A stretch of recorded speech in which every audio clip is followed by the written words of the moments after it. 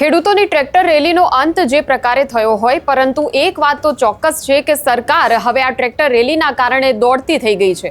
સુરેન્દ્રનગરના કોંડ ગામના એક ખેડૂતો કે જે કેટલાય મહિનાઓથી જમીનના વળતર મુદ્દે લડત ચલાવી રહ્યા હતા, તેમની આ લડત જે છે તેમાં ક્યાંક એમને હવે સફળતા તરફ આ લડત જઈ રહી હોય તેવા સંકેતો મળી રહ્યા છે, કેમ કે હવે ધારાસભ્ય પ્રકાશ વરમોરા આખરે કોંડમાં પહોંચી રહ્યા છે।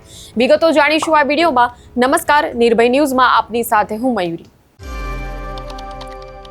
સુરેન્દ્રનગરના કોંડ ગામના ખેડૂતો અને મોરબીના જેતપરના ખેડૂતો બંને વીજપોલના મુદ્દે ઘણા મહિનાઓથી સંઘર્ષ કરી રહ્યા છે, અને આ મુદ્દો એ ફક્ત આ બે ગામડાઓ પૂરતો સીમિત નથી રહ્યો, પરંતુ ગુજરાતના એ તમામ ખેડૂતો કે જેમની જમીન પર થાંભલા નાખવાની વાતો થઈ રહી છે અને કામગીરી થઈ રહી છે, તમામ ખેડૂતો ટ્રેક્ટર રેલીમાં ઉપસ્થિત રહ્યા હતા। એક અવાજે વિરોધ પ્રદર્શન કરીને સરકારને જગાડવાનું તેમણે કામ કર્યું હતું। હવે આ ટ્રેક્ટર રેલીનું સમાપન જે થયું અને જે રીતે જે સંજોગો સામે આવ્યા હતા, એના પછી પણ આ ટ્રેક્ટર રેલીમાં જે ખેડૂતોએ પોતાની મક્કમતા બતાવી છે તેની અસર જે છે તે તો ગાંધીનગર સુધી પહોંચી જ ગઈ છે તેવું ચોક્કસપણે કહી શકાય, કેમ કે સરકારે ખેડૂતોના ઉગ્ર વિરોધ પ્રદર્શનની નોંધ આખરે લીધી છે। આખરે ધારાસભ્ય પ્રકાશ વરમોરા એ કોંડ આવી રહ્યા છે। કોંડ ગામના ખેડૂતોએ આ આખી જે લડાઈ છે વીજપોલની, તેમાં ઘણું જ સહન કર્યું છે। કોંડ ગામમાં પણ જ્યારે ખેડૂતોએ વીજપોલનો મુદ્દો ઉપાડ્યો હતો અને આક્રમકતાથી જ્યારે વિરોધ પ્રદર્શન કરી રહ્યા હતા, એ વખતે કોંડ ગામના ખેડૂતોએ પણ પોલીસની બર્બરતા સહન કરી છે। પોલીસે તેમના પર પણ લાઠીઓ વરસાવી છે, તેમને પણ અટકાયતમાં લેવામાં આવ્યા હતા। કોંડ ગામના ફક્ત ખેડૂતો જ નહીં, પરંતુ મહિલાઓ અને બાળકો જે છે તે પણ પોલીસના દમનનો ભોગ બન્યા હતા। અને આટલું બધું થઈ ગયા પછી પણ ધારાસભ્ય પ્રકાશ વરમોરા કોંડમાં દેખાયા નહોતા। એ સમયે ખેડૂતોમાં ઉગ્ર વિરોધ અને નારાજગી ધારાસભ્ય પ્રત્યે જોવા મળી હતી। ત્યારે ખેડૂતોના અમુક વિડીયો પણ સોશિયલ મીડિયામાં વાયરલ થયા હતા, જેમાં ખેડૂતોએ એવું કહ્યું હતું કે અમે જ્યારે ધારાસભ્યને એવું કહીએ છીએ કે આટલું બધું થઈ ગયું, અમારો જે મુદ્દો જે છે એક વખત અમને તો સાંભળો, એક વખત અમારી જે રજૂઆત છે, અમારી પર જે ત્રાસ ગુજારવામાં આવ્યો છે પોલીસ દ્વારા, તેમ છતાં તમે શા માટે અહીંયા નથી આવી રહ્યા। ખેડૂતોએ મીડિયા સાથેની વાતચીતમાં પણ એવું કહ્યું હતું કે જ્યારે અમે ધારાસભ્યને ફોન કરીએ છીએ તો ધારાસભ્ય એવું કહી દે છે કે મારી પાસે ટાઈમ નથી। આમ આ પ્રકારે જ્યારે પ્રકાશ વરમોરાની સામે એક પ્રકારે જે એક છબી ઊભી થઈ હતી, જે એક ખેડૂતોની નારાજગી સામે આવી છે કે પોતાના જ મત વિસ્તારના ખેડૂતોની અવગણના પ્રકાશ વરમોરા કરી રહ્યા છે, અને એના પછી મોરબીના જેતપરમાં આ જ મુદ્દો ઉઠ્યો।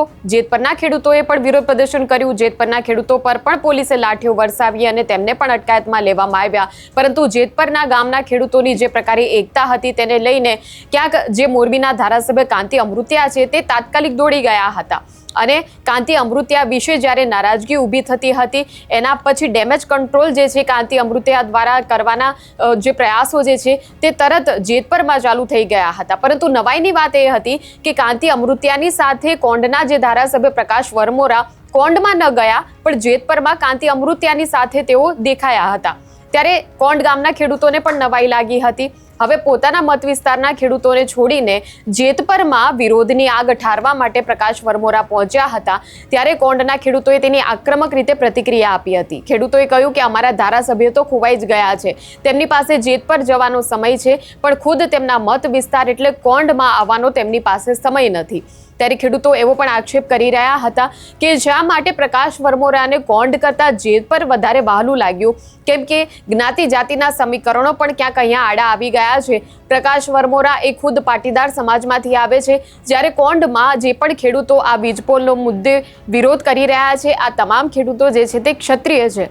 એટલે આ વાતને લઈને પણ પ્રકાશ વરમોરા જે છે તે કોંડમાં દેખાયા નહીં તેવો પણ ખેડૂતોનો એક મત જે છે તે સામે આવ્યો હતો। હવે આ આખી વાતે જ્યારે ટ્રેક્ટર રેલી કાઢીને કોંડના ખેડૂતોએ મજબૂતીથી લડત આપી છે અને જે રીતે આક્રમકતા જે છે તે તેમની યથાવત જોવા મળી, ત્યારે સમગ્ર મામલે ટ્રેક્ટર રેલી બાદ આજે કોંડમાં ખેડૂતો દ્વારા એક બેઠક પણ કરવામાં આવી હતી, અને બેઠક બાદ જ જે કોંડ ગામના ખેડૂતો જે છે તેમને એવી જાણ થઈ છે કે હવે ધારાસભ્ય પ્રકાશ વરમોરા ખુદ આવી રહ્યા છે। ત્યારે હવે અપેક્ષા રાખી કે પ્રકાશ વરમોરા જ્યારે આવી રહ્યા છે કોંડમાં, શુક્રવારે પ્રકાશ વરમોરા આવી રહ્યા છે અને આ મુદ્દે ખેડૂતોની રજૂઆત તેઓ સાંભળે અને આ મામલાનું હવે કોઈ સુખદ નિરાકરણ આવે તેવી આશા કોંડ ગામના ખેડૂતોમાં પણ જાગી છે।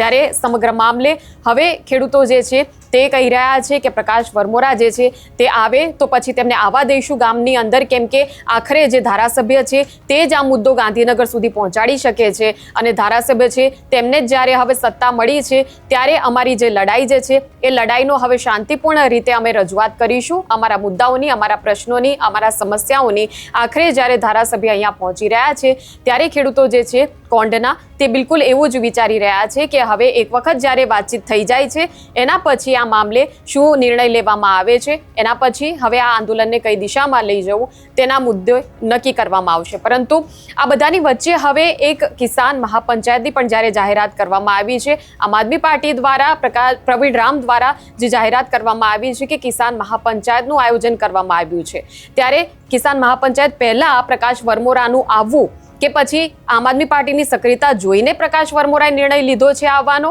આ પ્રકારના મોટા સવાલો જે છે તે ઊભા થયા છે. તો તમારો શું મત છે તે કમેન્ટ સેક્શનમાં અમને જણાવો.